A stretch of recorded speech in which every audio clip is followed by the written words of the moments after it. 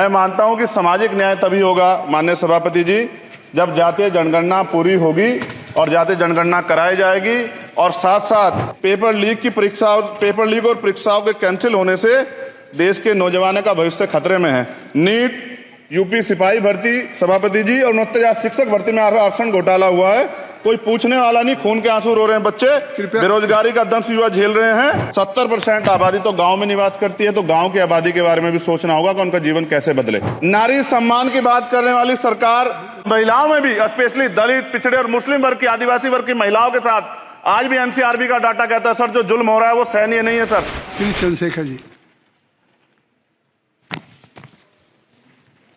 माननीय सभापति जी, जय भीम। बहुजन समाज में जन्मे सभी संतों, गुरुओं, महान पुरुषों को नमन करता हूं, जिनमें महात्मा ज्योतिबा फूले, डॉक्टर बाबा साहब अम्बेडकर, मान्यवर काशीराम साहब को मैं याद भी करता हूं आज के दिन पर। साथ साथ नगीना की महान जनता और भीम आर्मी और हमारी पार्टी आज़ाद समाज पार्टी काशीराम के साथियों का भी धन्यवाद करता हूं।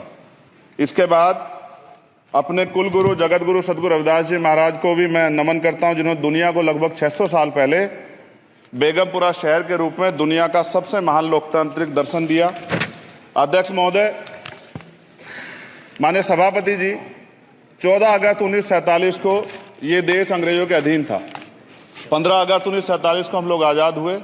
16 अगस्त 1947 को देश आज़ादी में था, लेकिन धन धरती राजपाट में बंटवारा नहीं हुआ। जो साधन संसाधन थे उनमें बंटवारा सही रूप से न होने के कारण एक बहुत बड़ी आबादी सुविधाओं से वंचित और सम्मान से वंचित रह गई। उनको सम्मान देने के लिए और अंतिम व्यक्ति तक सुविधाएं पहुंचे, इसके लिए लोकतंत्र की व्यवस्था हुई। लेकिन आज़ादी के 70 साल बाद भी हम कहाँ खड़े हैं, इस पर ये चिंता का विषय है। मैं मानता हूं कि सामाजिक न्याय तभी होगा माननीय सभापति जी जब जातीय जनगणना पूरी होगी और जातीय जनगणना कराई जाएगी और साथ साथ संख्या के आधार पर आरक्षण जो है वंचित वर्गों का बढ़ाया जाएगा। उसके साथ साथ जब राष्ट्रपति जी अभिभाषण पर बात रख रही थी तो उन्होंने शहरी और ग्रामीण क्षेत्रों के विकास की बात कही और ये भी कहा कि दुनिया में सबसे उत्तम शहर हमारे यहाँ बने। लेकिन माननीय सभापति जी, 70% आबादी तो गांव में निवास करती है, तो गांव की आबादी के बारे में भी सोचना होगा कि उनका जीवन कैसे बदले। माननीय सभापति जी, उच्च शैक्षणिक संस्थानों में बहुजन समाज के जो छात्र हैं उनके साथ कास्ट एट्रोसिटी हो रही है, निरंतर उनकी हत्या हो रही है। साथ साथ जो सरकारी कर्मचारी हैं दफ्तरों में, उनके साथ भी जो SC ST OBC और मुस्लिम और अन्य धार्मिक अल्पसंख्यक उनके साथ भी माननीय सभापति जी जातिगत और धार्मिक जो है शोषण किया जा रहा है। इसलिए मेरी मांग भी है कि पुरानी पेंशन को भी अध्यक्ष जी बहाल किया जाए। जो कर्मचारी देश की सेवा में लगे हैं उनका भी सम्मान होना चाहिए। साथ साथ सभापति जी, भाजपा ने चुनावी लाभ के लिए सबका साथ सबका विकास के नारे दिए जो खोखले हैं, क्योंकि 10 साल में दलित, पिछड़े, आदिवासी, मुस्लिम और अन्य धार्मिक अल्पसंख्यक जो अत्याचार हुए हैं वो किससे छिपे हुए नहीं है। ये गलत है, ये बंद होना चाहिए।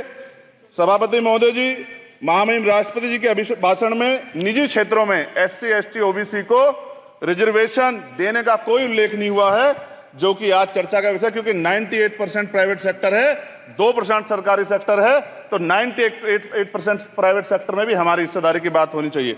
माननीय सभापति जी, आशा कार्यकर्ताओं, आंगनबाड़ी वर्करों, भोजन माताओं के वेतन वृद्धि पे भी कोई उल्लेख नहीं हुआ है, वो भी अभी नंगे, उन पर भी सोचना पड़ेगा। माननीय सभापति जी, जिस क्षेत्र से मैं चुन के आऊं नगीना से, वो बहुत पिछड़ा क्षेत्र है, उस क्षेत्र में कोई विशेष आर्थिक पैकेज नहीं दिया गया, रोजगार की सेवाएं नहीं है, नौजवान पलायन करता है। IIT, IIM, एम्स, केंद्रीय विद्यालय आदि शिक्षा में और चिकित्सा संस्थानों की स्थापना होनी चाहिए, जो कि नहीं है। और माननीय सभापति जी, मानसून सत्र आ गया है, मेरा क्षेत्र बाढ़ से बहुत प्रभावित है, इसलिए मैं आपसे आग्रह करूंगा कि वहां के लोगों को बाढ़ से निजात दिलाई जाए। माननीय सभापति जी, चीन हमें आंख दिखा रहा है और लगातार हमारे देश की सीमाओं में घुसपैठ कर रहा है, इसलिए अग्निवीर योजना को हटाकर पुनः सेना भर्ती शुरू की जाए और साथ साथ भारत की सबसे प्राचीन व बहादुर रेजिमेंट में से एक चमार रेजिमेंट को पुनः बहाल करा जाए, ऐसा भी मेरा आपसे आग्रह है।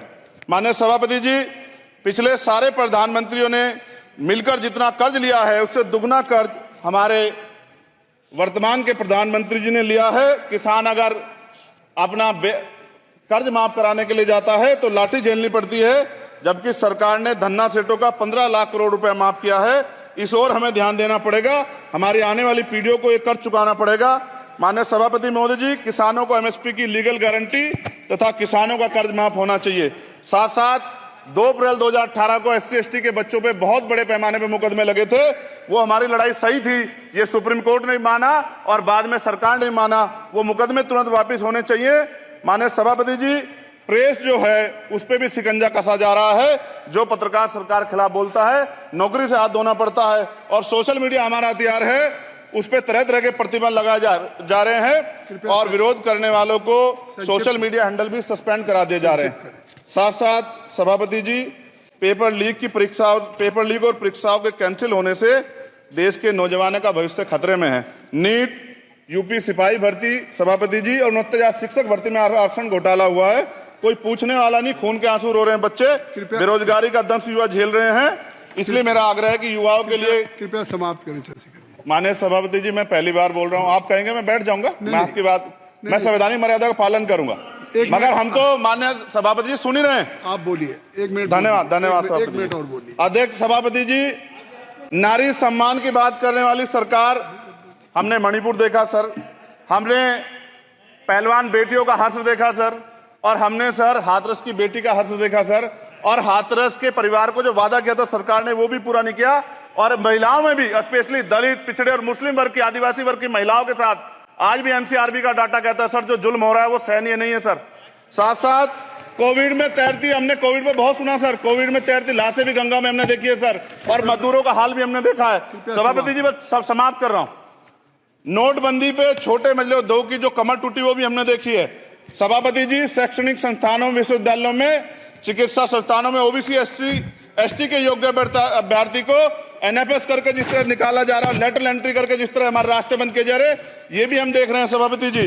साथ साथ मेरा ये कहना है सर, ये सबका इशू है कि प्राइवेट कर्मचारी सर और सरकारी भी कई जगह पे 8 से ज्यादा घंटों से काम करते हैं और उनको जो सर उचित वेतन भी नहीं मिलता। तो न्यूनतम वेतन 20,000 रुपए तय हो और 24 घंटे की ड्यूटी। उदाहरण के तौर पर यूपी पुलिस सर बहुत पूरा काम करते हैं वो लोग। वो राज्य के विषय हैं। आप सर मैं आपके राज्य सरकार के लिए भी आपके संज्ञान में डाल रहा हूँ विषय सर। पुलिस सब जगह है सर, लेकिन सवाल ये है सर, बहुत पसीना बातें हैं, 8 घंटे की ड्यूटी और वेतन विसंगति, बॉर्डर स्कीम से उनको जो